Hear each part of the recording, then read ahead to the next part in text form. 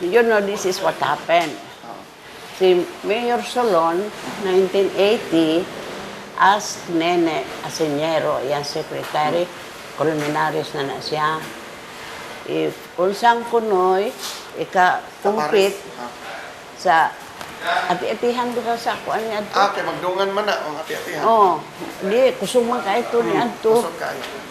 Well, sa mga sa taga-traction sa Cebu, kung yung mga traction, it's sinulog. That is really the main kuan kay mas religious, mas meaningful sa kaayo bitaw. It was the mayor who requested us. I say us, because I pass it all through the PET Church. Ilahar ni adto basta bisag senior, mura silang manaybon kada balay ba? Suri-suri sila, o tagaan sa sila. Ang main kuan yun nila house where they usually dance sa Casa Gordo. Mo din kada tuig mo balik. Naang yun na sila. Sinulog, I really wanted to find out diin yun ni nagikan. Nakailami sinang titang. So from there, every year, kada na nila sayaw, moadtog ko, mutanaw ko nila sa mga gagawin bata. So much so that I really got so fond of them that I always make costumes for them every year for free.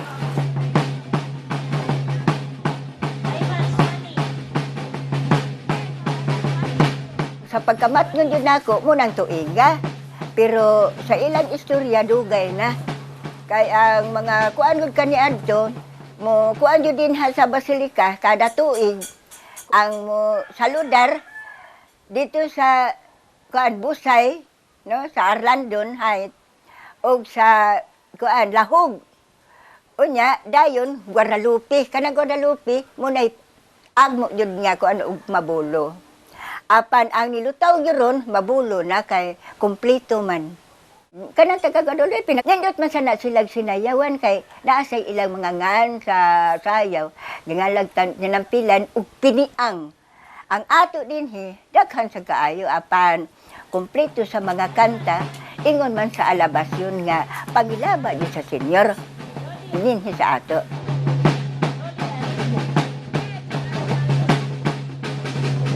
Kining atong gibuhat sa pirmiro pa, no? Asimbol. Pag asimbol, mupaso. Dayon, saludar. Pag saludar, ibutang ang kao dire. Kaya yukbo naman. Unya, muingon dayon ang kanang hari nga nasa tilwa. Matamis nga bathala nga pinalangga. Manindot mabungan nga bata, makabihag sa huna-huna. Bililhon labi sa mutya.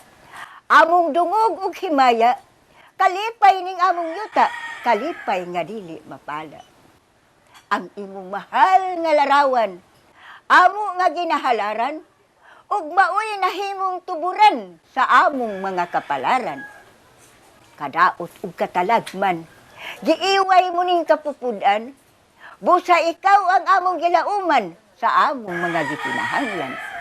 Busa, walay sukod sa paglaom, kaming imong mga ulipon, nga sa gihapon am imong pagabawion. Muluhod. Dayon, musayaw. Pero, senyor, kag Mrs. Ribilles kani sa pamilya. Ana, siging sayaw. Diba, senyor Santo Niño, tagaan mo ni Mugmain Lawas, ingon man nga kini naghangyo nga mga nagpakasabot diha kanimo, magpasalamat mi nga maayo ni ang among pagkabutang diha sa sud sa among kaugalingon. Sige sayaw. Ug unsa joy imong ikasulti diha ni anang Ginoo. Labi pag magprosesyon, atubangon ta gyud siya. Ngano man? Gibakyaw namong among kamot Ginoo. Kay kami imong gipakabuhi. Ingon man nga ang kalinaw ihatag nimo kanamo dinhi sa sud sa siyudad sa Subo. Kay dinhi ka magpakita kanamo sa taong mga Subuanon. Besag unsa imo yung ilitok diha ni anang imong pagsayaw sa karsada. Anya, kanta na yan.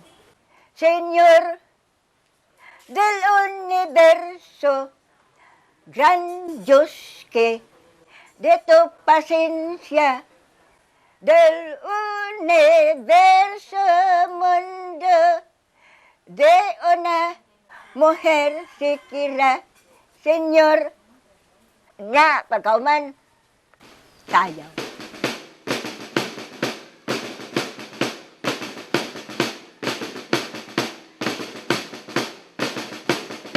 Pagkauman, mukanta na sa lain. Su madre feliz, yatini en sus brazos, el niño en sus regazos, le bisa y will de empañar.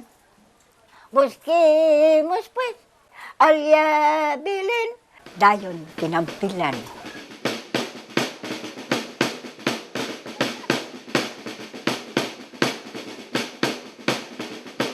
Ya, nanti. Al Salvador de Cynthia. Nació Billy. Busquemos pues al rendido y más, al hombre Dios.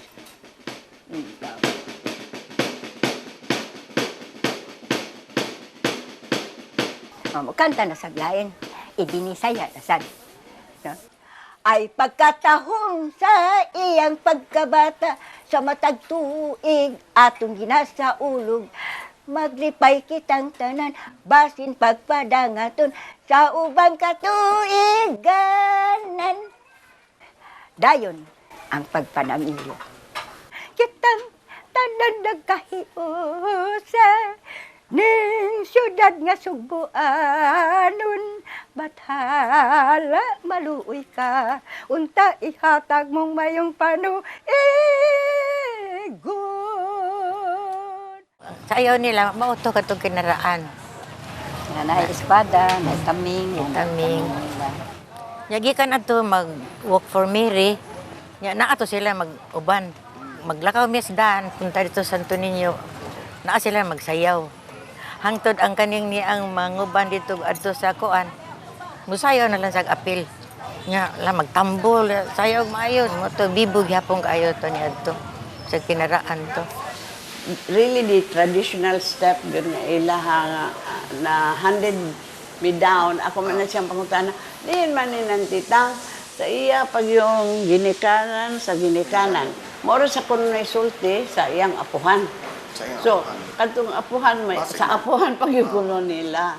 Si Iklot, nya nganon tong Iklot, nya kato si Buenaventura, ako tong amahan, Buenaventura Dula. Nya kato si Macario, no? Drummer to, namo.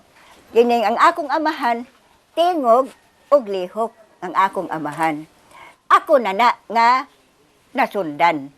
Ambot ikapila na ka ako ka kuan century kanang pagdawat nako. Gikan atong panahon na.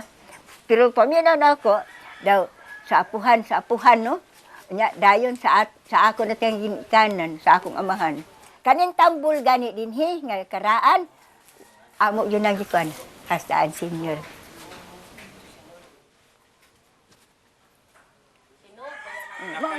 Wa yun na mo biyae. Lahi gid ang stepping karon. Kuan man gito, mura man gito kanang sa lodar gito sila ana ba. Na balot ng ana dito karon nga nay ingon anak. Modern naman karon. Na magpinsing-pinsing ganito sila inig kuan na. Mag-atbang-atbang sila na magpinsing. Ang linambay sa kakarmurumuro man sad, it was a fight between Christians and Muslims. So, that's the same Mga mura. steps, no?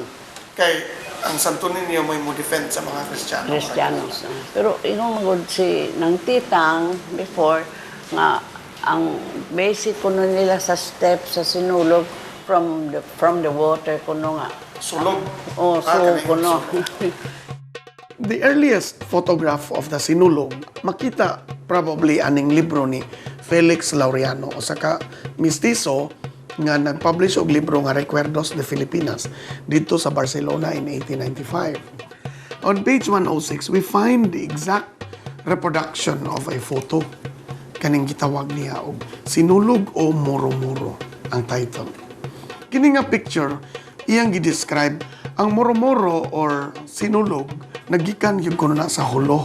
Unya maugyod ang iyang description pare-pareho sa sayaw ni Titang Diola. Ang paggamit sa kampilan, dunay drum, dunay jousting movements of forward, backward, atake, atras. So klaro nga ang current karon nga sinulog o ang sinulog ni Titang Diola, ang roots ana naagyod ining moro-moro. Ganun doon na may moro-moro nga tradisyon.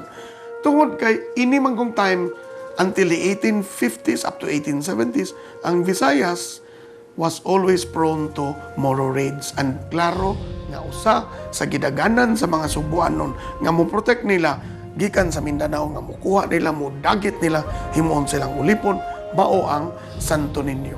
Pildi ang Moros, daog ang Kristiyano. Pinaagi sa swordplay.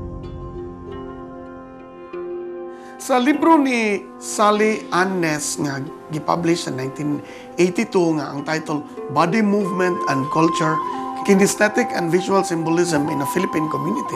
Ingon ni Sally Ness, duha ka klase ang sinulog, masculine type ug ang feminine type. Kanang feminine type mauna ang sinulog of today, kanang sa mga namaligya kandila sa Magellan's Cross, kanang magsayaw magkandila diha sa Basilica, ug ang sayaw ni Titang Diola.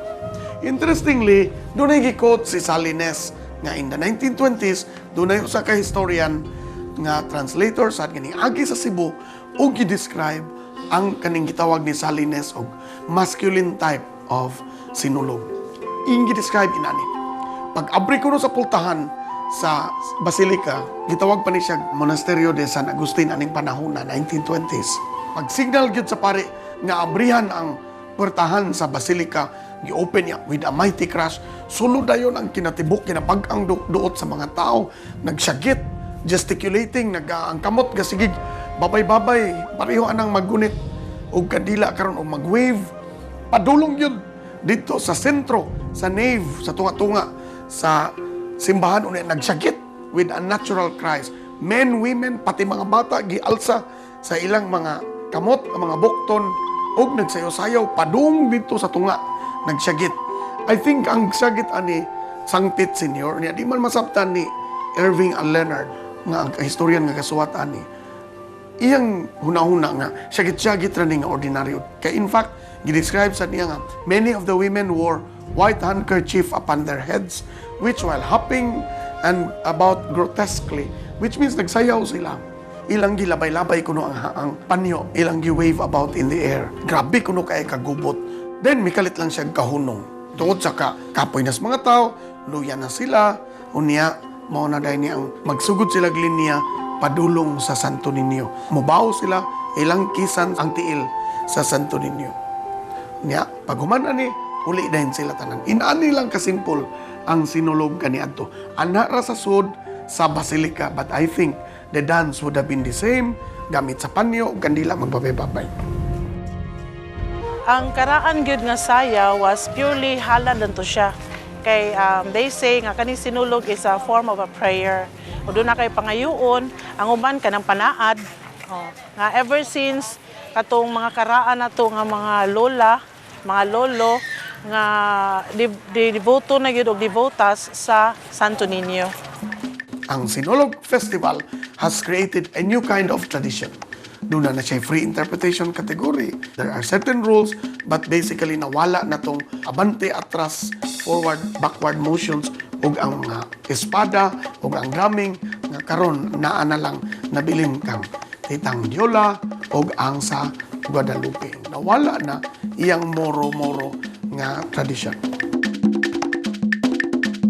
Ang sakaraan was basic lang nga sinulog steps. Nya karon magduna na variation. So murag as time goes by, magduna mga changes. Pero ang purpose is just the same, no, to honor our Santo Niño and to give praise to him og thanksgiving sa mga graces nga among nadawat.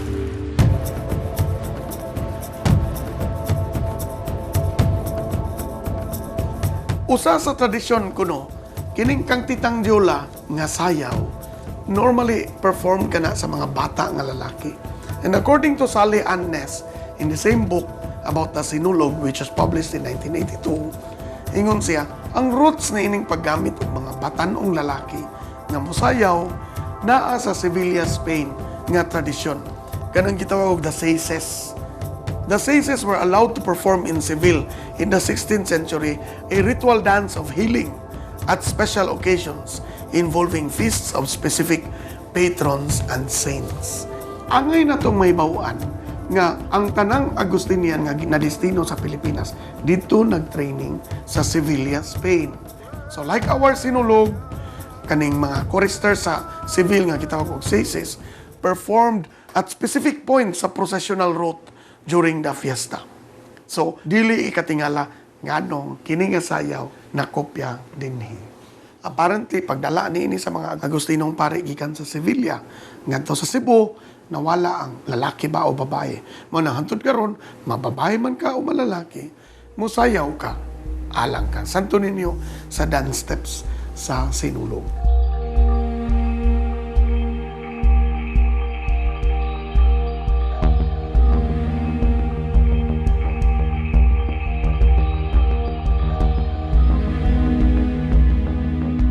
Puno na kaayo ang basilika, ang lugar diin na diskubrihan o nakaplagan ang Santo Niño niadtong 1565. Dinhi natapos mga kaigsuonan ang atong programa karon, ang Sugbo, Sinulog ug ang Santo Niño. Hinaauton ta, doon na kita nakatunan niining atong pasundayag karon sa kabilin. Kini na pod ang inyong host si Jojo Bersales. Ipadayon ang pagtipig sa atong kabilin.